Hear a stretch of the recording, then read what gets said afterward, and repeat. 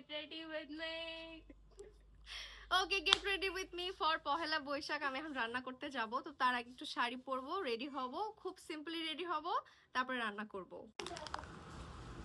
Just applying the sunscreen. রান্না করতে যাব, so I'm not willing to put anything else. আমি জাস্ট একটু টেন দিচ্ছি, শাড়িটা পরে আসতেছি। এই যে কেউ নেবে না অর্ডার, কাল বাদ করনা। আরে বাবা ভিডিও অন করছি, কালকে অর্ডার করিয়েন, কালকে অর্ডার করিয়েন। আপনারা না, আপনারা আজকে অর্ডার করেন। এরা আমার ভিডিও স্পয়েল করতেছে টোটালি। আমি সুন্দর একটা এন্ড হচ্ছে যে এরকম করে যাব, যেহেতু আমি রান্না করব, সুন্দর একটা হিজাব করছি, তো চল এখন রান্না করি। এটা আমাদের ম্যারিনেট করা গরুর গোশত, যেটাতে আমরা তেহরি করব। বাতাস দাও, পানির ভিতর দাঁড়া। কালি লেগে গেছে গাইস। এই যে এই বড় কড়াই আমি আজকে অফিসে সবার জন্য তেহরি রান্না করব, কারণ এটা সম্মিলিত ডিসিশন ছিল, আমার একার কোনো ডিসিশন ছিল না। সবাই বলছে তেহরি খাবে, তাই চলো স্টার্ট করি। আর মনে আছে আমি যখন স্কুলে ছিলাম তখন পহেলা বৈশাখ নিয়ে অনেক বেশি এক্সাইটেড থাকতাম, অনেক প্ল্যানিংস করতাম, বাট এখন আর ওইভাবে পহেলা বৈশাখ সেলিব্রেট করা হয় না। বাট কালকে আমি প্রায় 25 জন মানুষের জন্য রান্না করছি। প্রথমবার এত মানুষের রান্না করে আপনার কেমন লাগতেছে? এক্সাইটেড এন্ড ভয়, বাট ভালো হবে ইনশাআল্লাহ।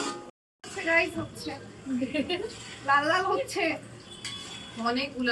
মানে কড়াইয়ের সাইজ দেখে ইউ ক্যান ইমাজিন যেটা রান্না করতে আসলে কতটা কষ্ট হয়েছে, মাপ অনুমান বুঝতে আরও বেশি কষ্ট হয়েছে। বাট মোটামুটি চেষ্টা করছি যতটুকুই, অনেক টেস্টি হয়েছিল আলহামদুলিল্লাহ। বাট আজকে আমার ডান হাত আর কোমর কোনোভাবেই কাজ করতেছে না। এখন আছি রান্নাঘরে, উনি আমাদের না দিয়ে খাচ্ছে। রামা কি করছো?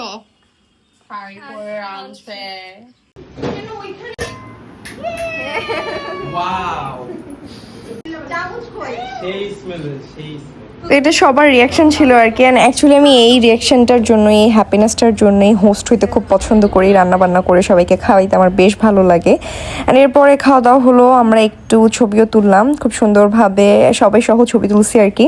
অ্যান্ড বাইরে যাইনি, বাইরে অনেক বেশি গরম ছিল। অ্যান্ড কালকে পার্সেল যায়নি কেসেরার, পার্সেল না পাইলে আমাকে দোষ দিয়ে না, চলে যাবে ইনশাল্লাহ। অ্যান্ড উনো খেলছি, তারপরে আরও খাওয়া দাওয়া করছি। And it was a really good Pohela Boishakh.